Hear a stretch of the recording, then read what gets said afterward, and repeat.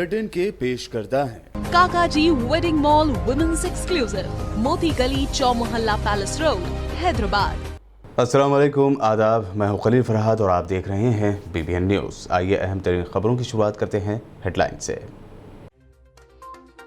Telangana assembly व council के monsoon session की हुई शुरुआत। आंजहानी, प्रणब मुखर्जी और दुबाक के MLA को पेश किया गया इख्तिराज। कोरोना वायरस के पेश नजर देखे गए खुसूसी इंतजाम।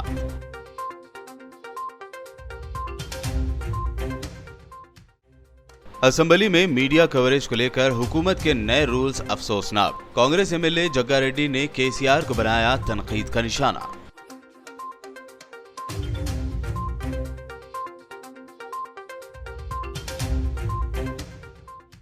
अट्ठाईस सितंबर तक जारी रहेगा असेंबली सेशन। BAC की मीटिंग में लिया गया फैसला। सेशन के दौरान पब्लिक इश्यूज को जेर गौर लाना होगा primary agenda.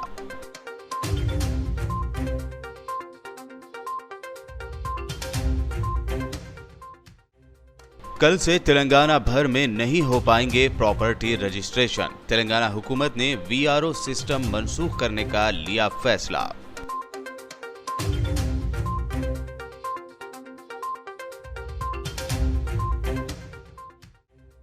PM care funds को लेकर इम्तियाज जलील ने की मीडिया से बात। PM केयर फंड की अकाउंटेबिलिटी और इसके जरिए जारी किए गए वेंटिलेटर्स पर भी दागे सवाल।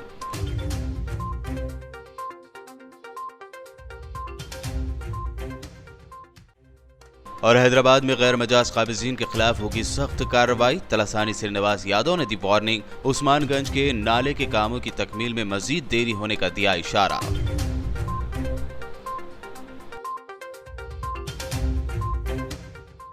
और पेश है खबरों की तफसील। तेलंगाना कानून साज असेंबली और काउंसिल का मानसून सेशन आज से शुरू हो गया है। मास्क पहनने, सोशल डिस्टेंसिंग और दीगर गाइडलाइंस पर अमल करते हुए आज की कार्रवाई शुरू हुई। मुंतखब अवामी नुमाइंदों, ओहदेदारों, पुलिस मुलाजमीन और जर्नलिस्ट को कोविड-19 की नेगेटिव रिपोर्ट की कॉपी पेश करने के बाद ही ऐवान में दाखिल होने की इजाज़त दी गई।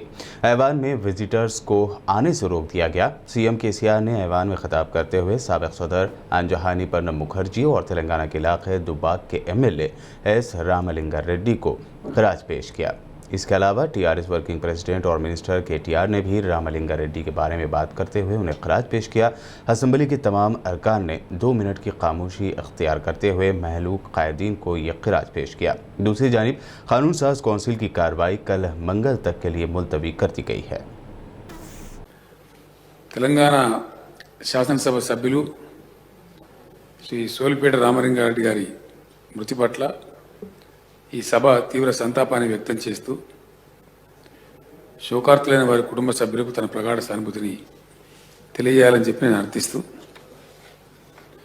అధ్యక్ష, తెలంగాణ ఉద్యమ నేపథ్యంలో ఎదిగి వచ్చిన నాయకుడు శ్రీ సోలిపేట రామలింగారెడ్డి గారు నిత్యం ప్రజల మధ్యనే మనుగడ సాగించిన నిరాడంబర నేతగా ప్రజల హృదయాల్లో సోలిపేట రామలింగారెడ్డి చెరగని ముద్ర వేశారు అధ్యక్ష. ఆయన చాలా చిన్న వయసులో అనారోగ్యంతో అటాన్మరం పాలు కావడం విషాదం. రామలింగారెడ్డి గారి ఆకస్మిక మరణం ఆయన ప్రాతినిధ్యం వహిస్తున్న దుబ్బాక నియోజకవర్గ ప్రజలతో పాటు యావత్తు తెలంగాణ ప్రజల హృదయాలను కూడా కలిచివేసింది అధ్యక్ష. సోలిపేట రామలింగారెడ్డి గారి మరణం, ఆ మరణానికి సంబంధించిన సంతాప తీర్మానాన్ని ఈ శాసనసభలో పెట్టాల్సి వస్తుందని కానీ, దాన్ని బలపరుస్తూ మాట్లాడాల్సి వస్తుందని కానీ కలలో కూడా ఈ సభలో మా సహచరులు ఎవరు కూడా ఊహించలేదంటే అది అతిశయోక్తి కాదు అధ్యక్ష. ఎందుకంటే ప్రతి శాసనసభ సమావేశాల్లో అందరితో పాటు ఎంతో చురుకుగా, కలుపుగోలుతనంతో ఎప్పటికప్పుడు మమ్మల్ని అందరినీ ఉత్తేజితపరుస్తూ బ్రహ్మాండంగా మాతో నిన్న మొన్నటి దాకా కలిసి తిరిగిన ఒక సహచరుడు మా మధ్య లేడంటే అందరం కూడా బాధపడతా ఉన్నాం అధ్యక్ష.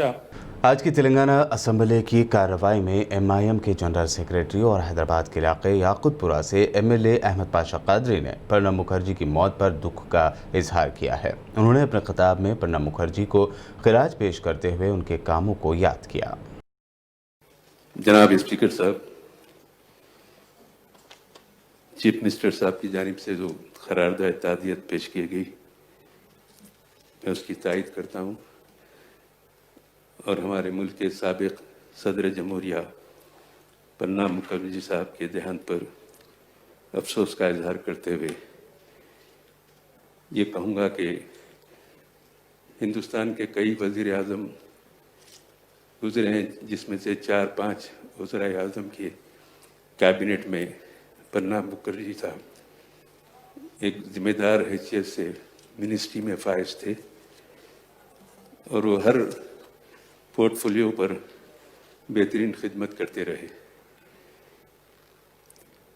2012 से 17 तक मुल्क के सदर जमहूरिया के जलीलुल क़द्र ओहदे पर फायज रहे।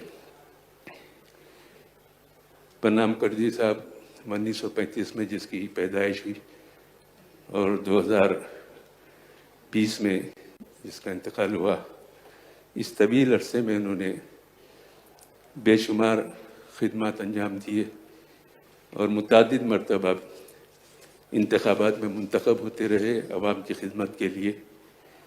कुलीन मजलिस इत्तेहादुल मुस्लिमीन की जानिब से मैं उनके फ़राद ख़ानदान से इज़हार हमदर्दी करता हूँ और करारदाद तादियत की तायद करता हूँ। शुक्रिया।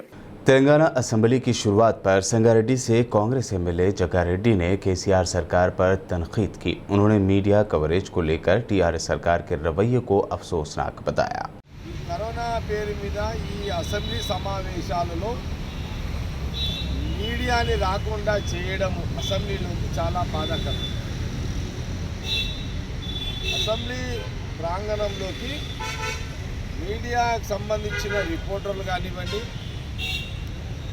మీడియా కెమెరాలను కూడా ఈ కరోనా పేరు మీద అసెంబ్లీ ప్రాంగణంలో రాకుండా కరోనా పేరు మీద మీడియా గొంతు నొక్కేసే కార్యక్రమాన్ని ఈ అసెంబ్లీ సమావేశాల్లో కేసీఆర్ టీఆర్ఎస్ ప్రభుత్వం చేస్తుంది అని చాలా స్పష్టంగా కనబడుతుంది.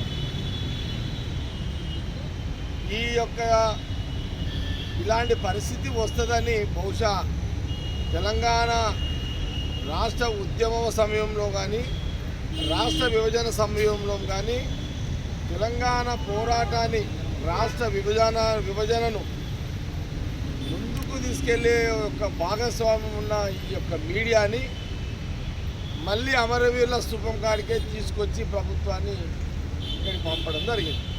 ఇది చాలా బాధాకరం. तेलंगाना असेंबली का मानसून सेशन 28 सितंबर तक जारी रहेगा। इस बात का फैसला बिजनेस एडवाइजरी कमेटी यानी BAC की मीटिंग में लिया गया।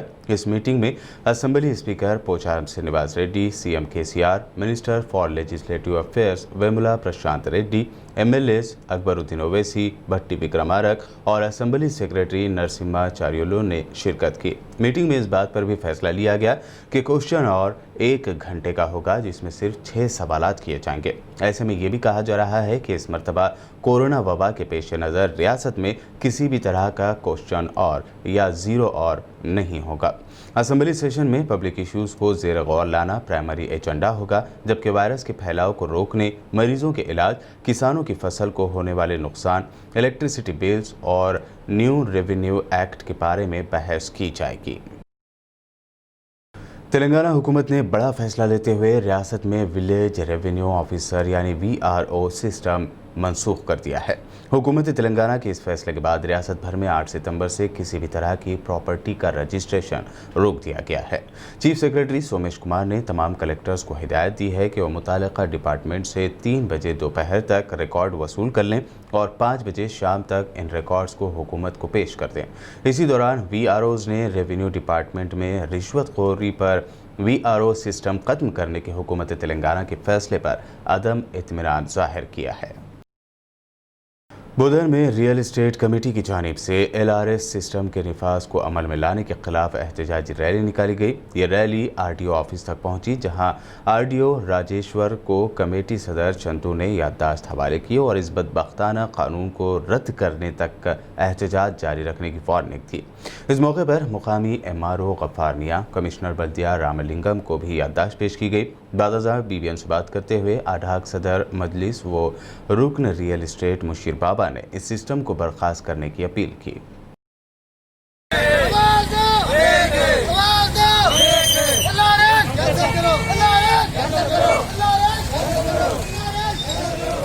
तहत इससे लोगों को काफ़ी परेशानी हो रही। 100 गज का घर बनाने वालों के ऊपर भी बहुत ज़्यादा बर्डन पड़ रहा।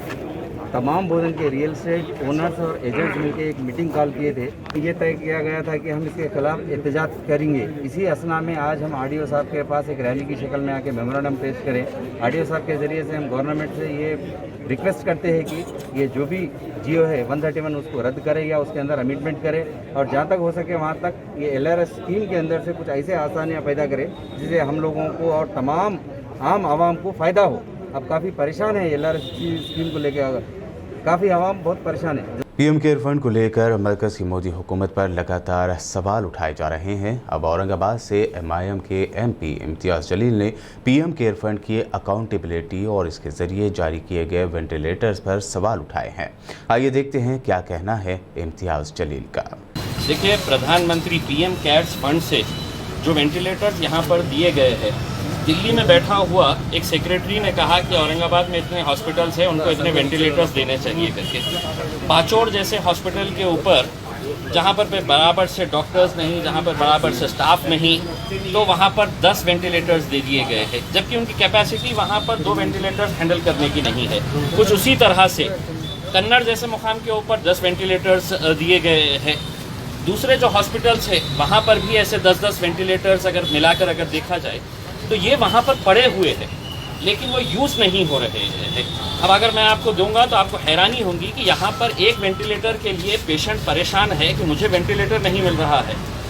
कहीं पर भी प्राइवेट हॉस्पिटल में चल जाओ या सरकारी अस्पताल में चल जाओ तो ये हाथ ऊपर कर देते हैं कि नहीं, हमारे पास वेंटिलेटर नहीं है, और इसी दौरान पेशेंट की मौत हो रही है। कितने पेशेंटों की जान गई है क्योंकि उनको वेंटिलेटर्स नहीं मिले हैं। अब मैंने जो डेटा अपने लेवल के ऊपर जानकारी हासिल की थी, गंगापुर के अंदर इनको 10 वेंटिलेटर्स दिए हैं, तो सिर्फ 4 वहाँ पर लगाए गए हैं, 4 बंद पड़े हुए हैं, 4 लगाए ही नहीं गए हैं, और 2 वेंटिलेटर्स वहाँ से MGM हॉस्पिटल को दे दिए गए हैं। कन्नड़ के अंदर 10 वेंटिलेटर्स है, 10 के 10 बंद पड़े हैं, 10 के 10 का इस्तेमाल वहाँ पर नहीं हो रहा है। वहाँ पर जिस तरह से इक्विपमेंट लाया जाता है, रखा जाता है, तो कन्नड़ के अंदर 10 वेंटिलेटर्स बंद पड़े हुए हैं। फंड्स का मुद्दा है या और क्या क्या मुद्दे हैं, ये हमें इसकी जानकारी दे ताकि हम ये बता सके कि औरंगाबाद की क्षमता इतनी ज़्यादा नहीं है कि दूसरे अलग अलग ज़िलों के पेशेंट्स यहाँ पर आए। आपको अपना अपना इंफ्रास्ट्रक्चर बनाना पड़ेगा, चाहे वो नांदेड़ में हो, लातूर में हो, भीड़ में हो, उस्मानाबाद हो। अगर पूरे के पूरे पेशेंट्स यहाँ पर आने लगे तो औरंगाबाद के ऊपर बहुत बड़ा तान पड़ने वाला है। तो ये सरकार की जिम्मेदारी है कि अपने अपने डिस्ट्रिक्ट हॉस्पिटल्स को एक्विप करे कि ताकि वहाँ का पेशेंट्स यहाँ ना आए। तेलंगाना बीजेपी ने कहा है कि वज़ीर आला के चंद्रशेखर राव को चाहिए कि वो 17 सितंबर को यौम आज़ादी तेलंगाना की तकरीब न मनाने पर माजी और मुस्तकबिल की नस्लों से माफ़ी मांगे। अपने बयान में कृष्णा सागर राव ने कहा कि KCR अपने घटिया खुद गर्जाना सियासत के लिए तेलंगाना की हकीकी तारीख को तोड़ मरोड़ रहे हैं। उन्होंने मुतालबा किया कि चंद्रशेखर राव तेलंगाना के अवाम से ये वजाहत करें कि TRS और उनकी हुकूमत ने 17 तारीख को सरकारी तौर पर तारीख़ी संग-मील के तौर पर क्यों नहीं मनाया है। उन्होंने कहा कि इस मुतालबे को बरसर इख्तिदार आने के बाद उन्होंने क्यों फरामोश कर दिया। वाज़ेह रहे कि 17 सितंबर को साबिक़ रियासत हैदराबाद दक्कन को इंडियन यूनियन में 1948 में ज़म किया गया था। बुलेटिन में खबरों का सिलसिला लगातार यूं ही जारी रहेगा। फिलहाल रुकते हैं एक छोटे से ब्रेक के लिए।